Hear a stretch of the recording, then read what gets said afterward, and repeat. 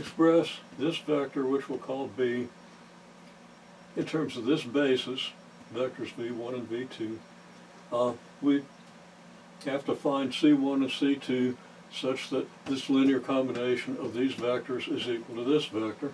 It leads to the matrix equation here, which has solution here when we multiply both sides by the inverse of this matrix. This is called our A matrix, this is the A inverse, and this is the matrix equation then. Okay, we'd call the vector representation with respect to the basis script B, we call it brackets x sub B. So this representation represents the vector B, which we also call bracket x, as a product of A inverse and that vector. Okay, the notation could be a little bit confusing. Unfortunately, I've got to get this done kind of quickly.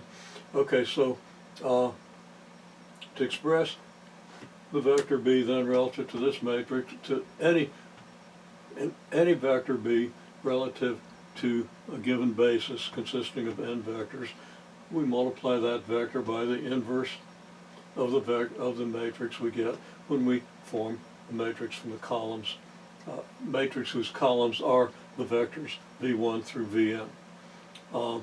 And letting bracket x be our B vector, then we have the matrix equation corresponds exactly to this one. The representation of the vector in terms of basis B is A inverse times the vector x.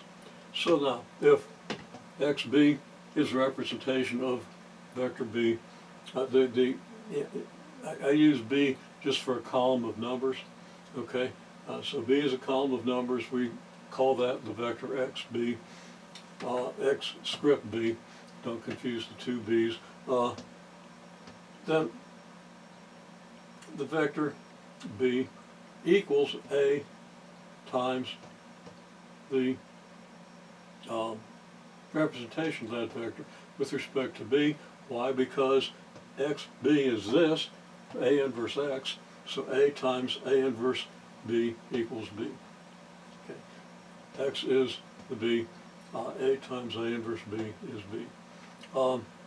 B is the unadorned column of numbers.